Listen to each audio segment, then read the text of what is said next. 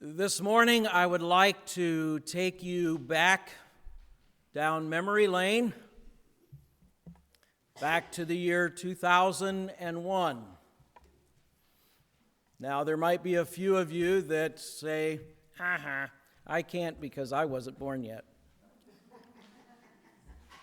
I used to be able to do that a lot with people that would say, oh, where were you when President Kennedy was killed? I wasn't born yet. Made them all feel old. But those of you that can remember 25 years ago,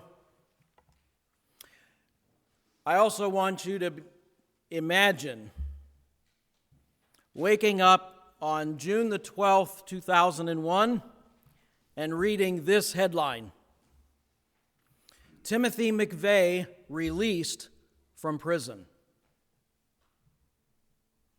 Incredulous, you read the opening paragraph of the story. In a stunning turn of events, Timothy McVeigh, convicted in the bombing of the Alfred P. Murrah Federal Building in Oklahoma City that killed 168 people, was released from prison in the early hours of his scheduled execution date. A large crowd of people gathered outside the prison in Terre Haute, Indiana, demanding his release. The governor initially refused the request, but in the end acquiesced to the demands of the crowd. Can you imagine that?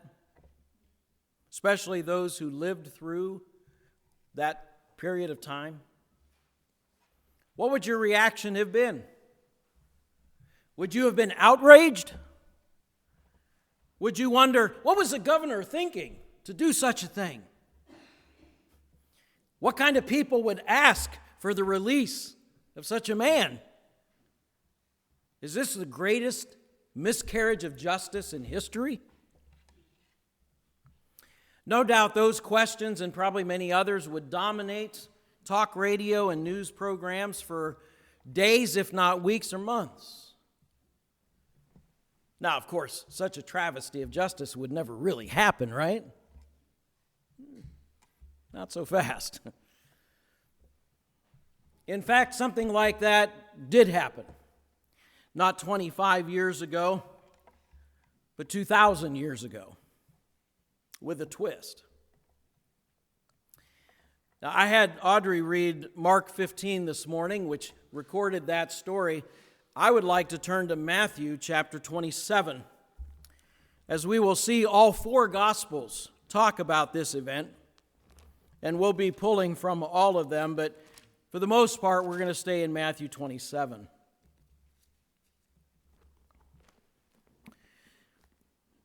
Draw your attention to verse 15. Now it was the governor's custom at the feast, meaning the Passover feast, to release a prisoner chosen by the crowd. At that time, they had a notorious prisoner called Barabbas. So when the crowd had gathered, Pilate asked them, "Which one do you want me to release to you, Barabbas or Jesus, who is called Christ?" For he knew that it was out of envy that they handed Jesus over to him.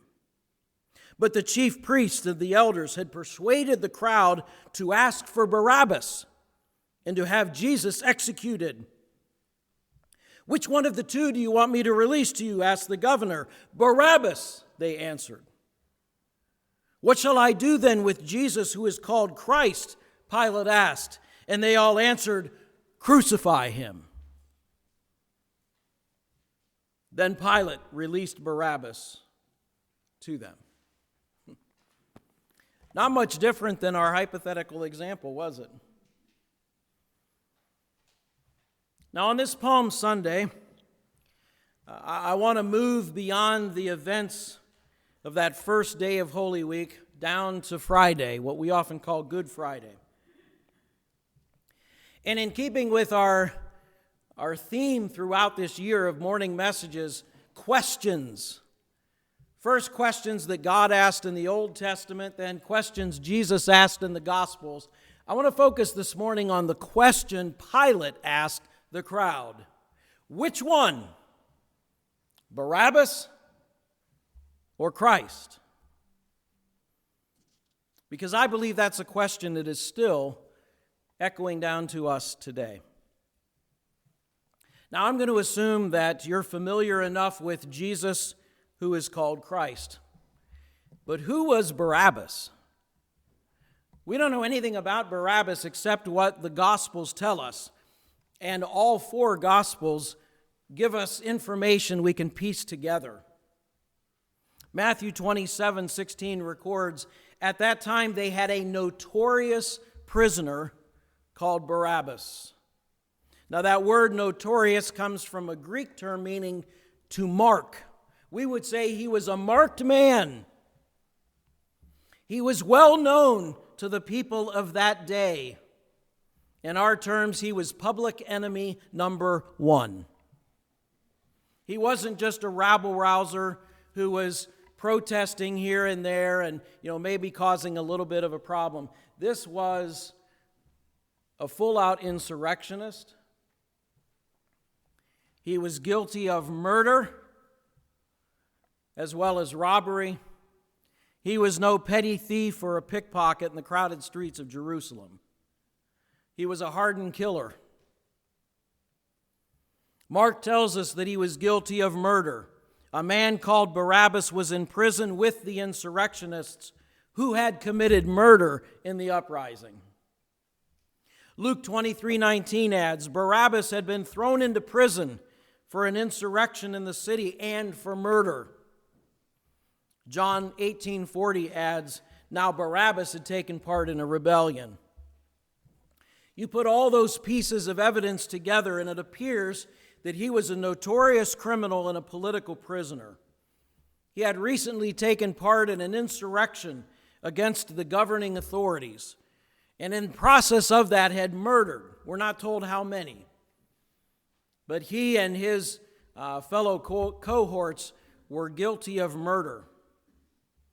I think in our terminology, we would say Barabbas was a terrorist who had been tried and convicted and sentenced to die.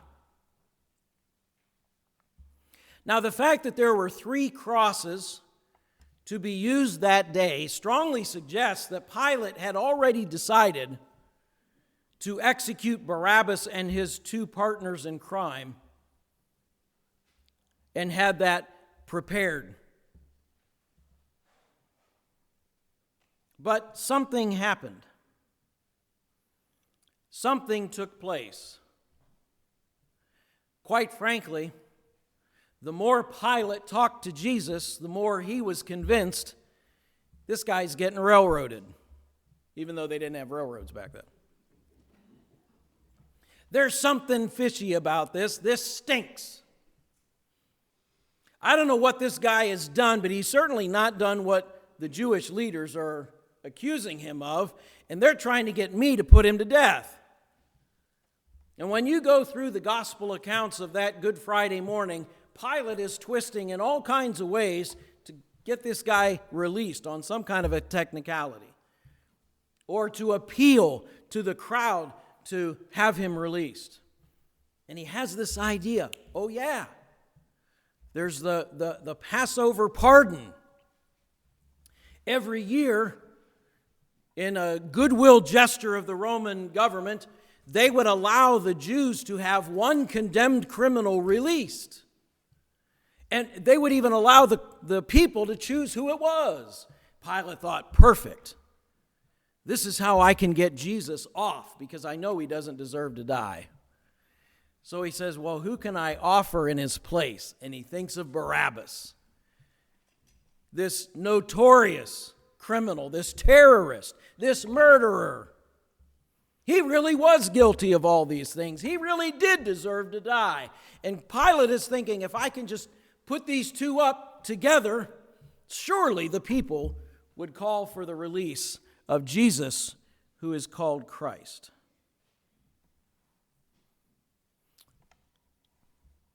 And so that's the approach that he takes. What's very ironic in all of this, Barabbas was actually guilty of the very charges they were bringing against Jesus, and he was innocent. And Pilate could see through that. But for reasons that I'm not going to go into this morning, it would take too much time, they had Pilate backed into a corner. He had the authority to just release Jesus and say, you could go. But he knew that in doing so, he was endangering his own position and perhaps even his own life. That's for another message. There's not only irony in the charge against Jesus that Barabbas was actually guilty of, there's also irony in his name. If you'll notice, in all of the gospel accounts, it does not say that there was a criminal named Barabbas. There was a criminal called Barabbas. Why? Because Barabbas wasn't his name. It's just like the individual we've been talking about on Sunday nights, Barnabas. Barnabas was not his name. His name was Joseph, but he was called Barnabas, the son of encouragement. In fact, as I was writing this sermon, every time I tried to type Barabbas, it came out Barnabas. So what was Barabbas' name? Well, Barabbas means son of Abbas, which in Aramaic means son of the father. Now, there may have been someone going around with the name Abbas that had a son that is we're talking about now. Could be. Or that could be more of a figurative term. Son of a father, son of a known father.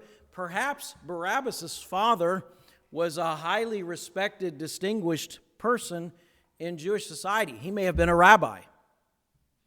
He may have been someone that people looked up to, and now look at his son.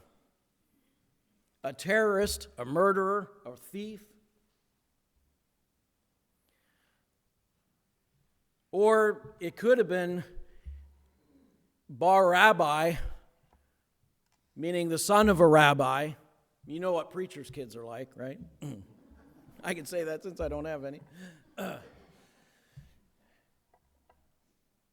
But it seems that for whatever reason he was given that title.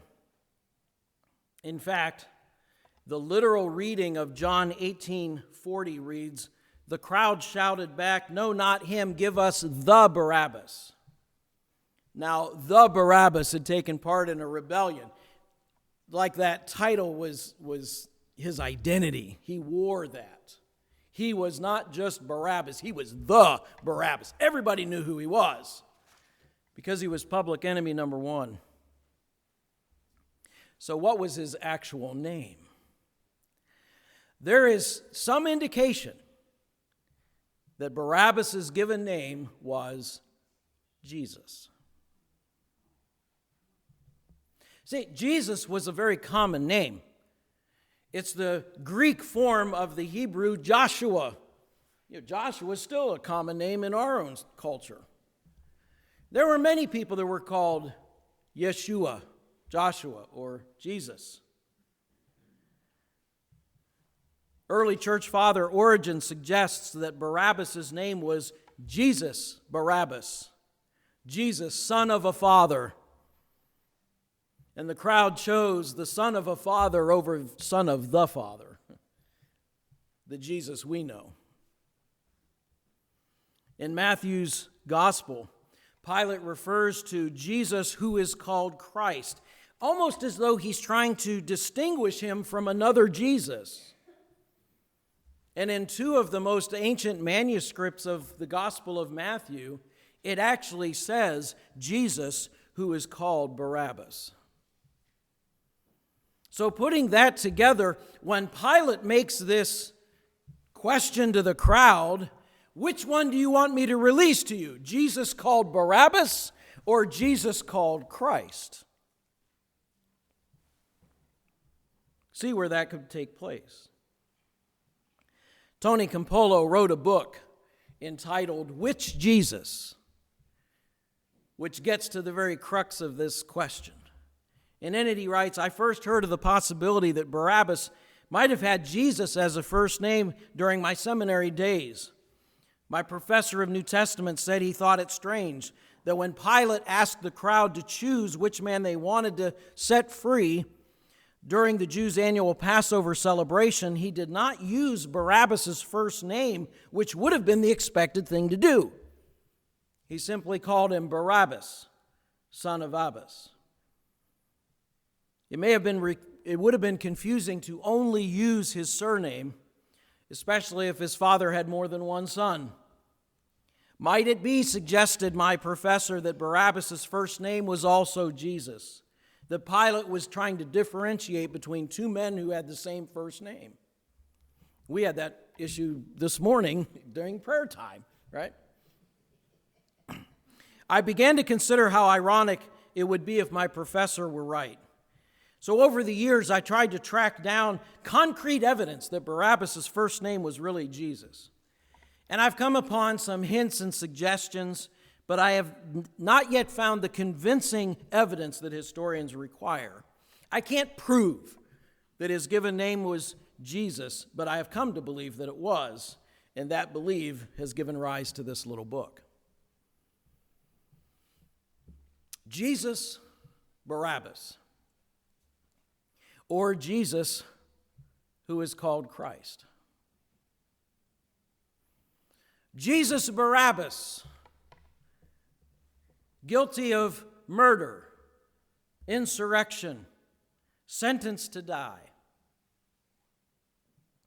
Now, it's likely that his cell was in the Fortress Antonia, there right in Jerusalem. It would have been in the same complex where Pilate had his office, and not too far away from where Pilate was meeting with the crowd. Now, for just a moment, I want you to imagine being Barabbas. You know that today you've been sentenced to die. You and your two friends are going to be crucified right outside the city. You may not have been able to sleep the night before as you imagine how horrible that experience is going to be. And then in the background, you hear your name being chanted. Barabbas, Barabbas, Barabbas. And then a few moments later, you hear the crowd again chanting, crucify him, crucify him, crucify him. And you're thinking, oh boy, the crowd is calling for my execution. They want to see me die in the most agonizing and humiliating way possible. Then you hear a click as a key turns the lock in your cell. The gate swings open, and the guard that you thought was going to lead you to your death says, Barabbas, you can go. Say what? You are free. Whoa. That was unexpected. His life didn't end on a cross.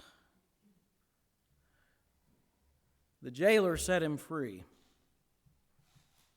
So here we have this Barabbas, terrorist, murderer, public enemy number one, is a free man. Why? Because of the crowd's answer to Pilate's question, which one do you choose? Now, at this point, many have wondered what happened to Barabbas after his release.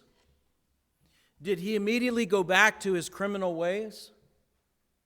Or did he maybe stick around and witness Jesus' crucifixion, especially if the two crucified with him were his associates?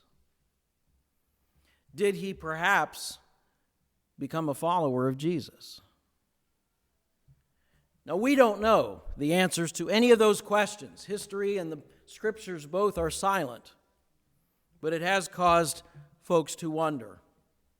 One Swedish Nobel Prize winner, whose name I can't pronounce, wrote a novel in 1950 called Barabbas that followed the line of thinking that he saw Christ crucified literally in his place, and how that worked on him throughout the rest of his life. They made a film about that years later in 1961. before I was born, in which Anthony Quinn played the title character of Barabbas.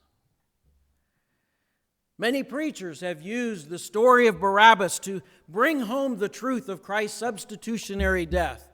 That is, Christ literally took Barabbas' place on the cross, so he figuratively took all of our place on the cross. And that's true, but that's not where I'm going this morning. I want to go back to that question. Which one? Barabbas or Christ? To whom was that question first posed? Say the crowd there on Good Friday. That's whom I want you to identify with this morning. I want you to put yourself in their sandals. You are being given a choice. Do you want Jesus, who is called Barabbas, or do you want Jesus, who is called Christ? And you think, that's silly. Of course I would choose Jesus Christ over a terrorist. But is it that simple?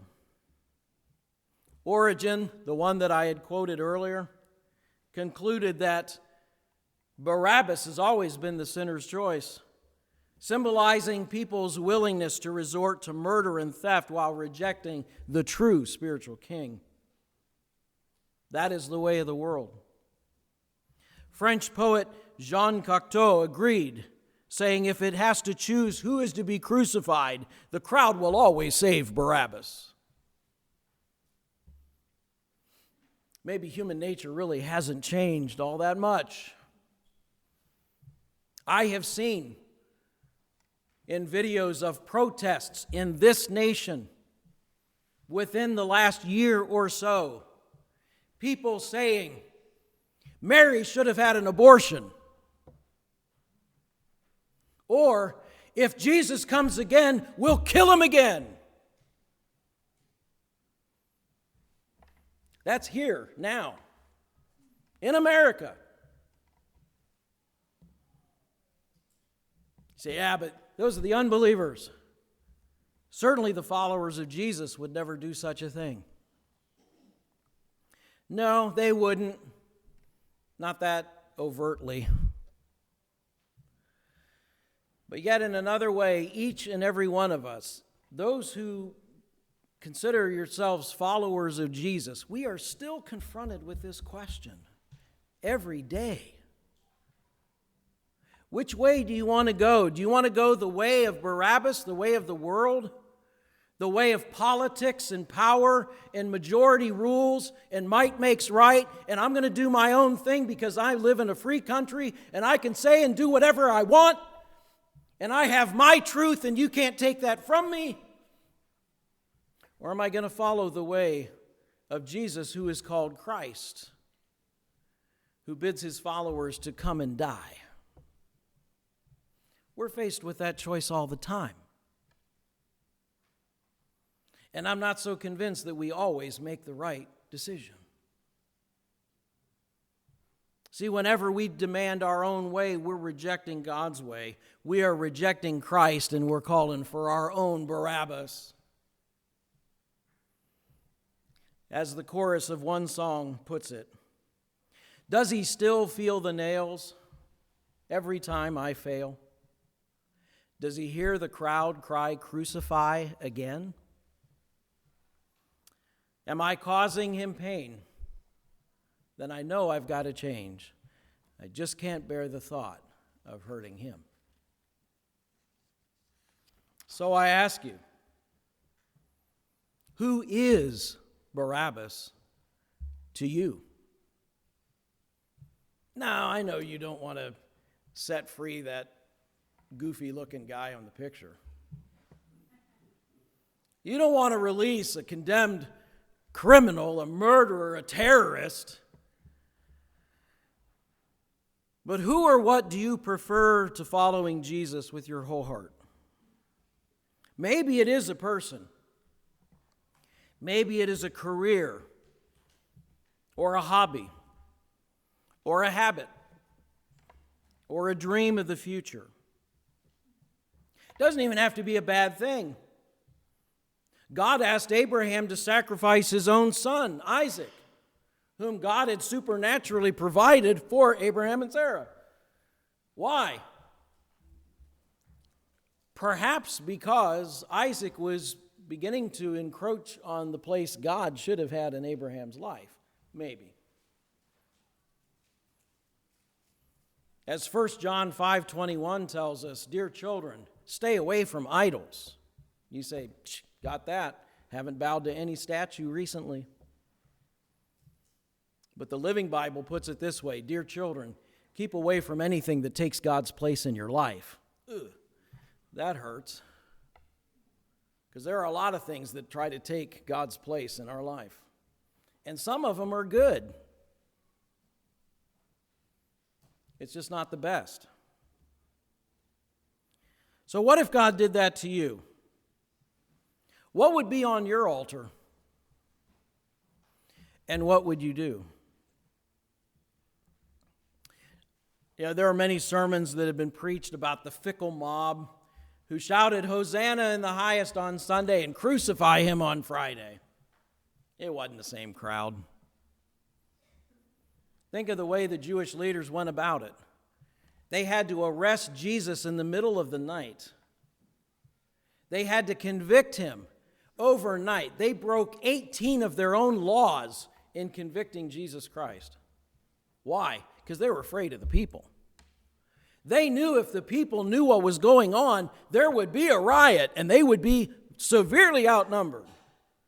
I heard one scholar say that had there been a poll taken in the people of Jerusalem on Good Friday, Jesus would have won by 70%.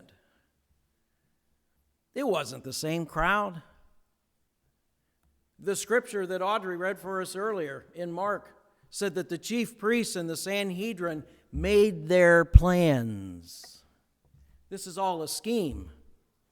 And their plan was, we're going to manufacture a crowd that's going to answer the way we want them to.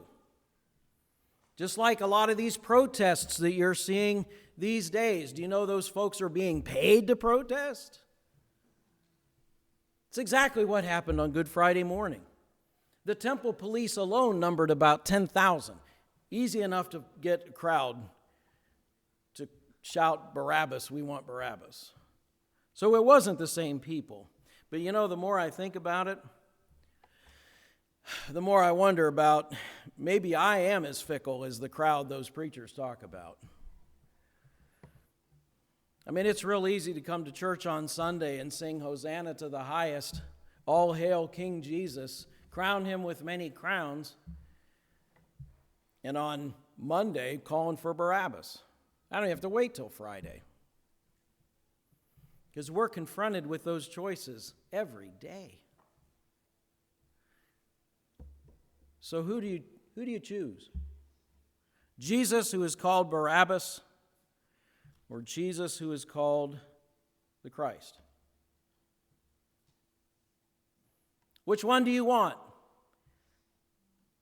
Jesus, called Barabbas, offering a life of our own making, or Jesus, called Christ, who says to each one of us, follow me? That's a question that each of us must answer every single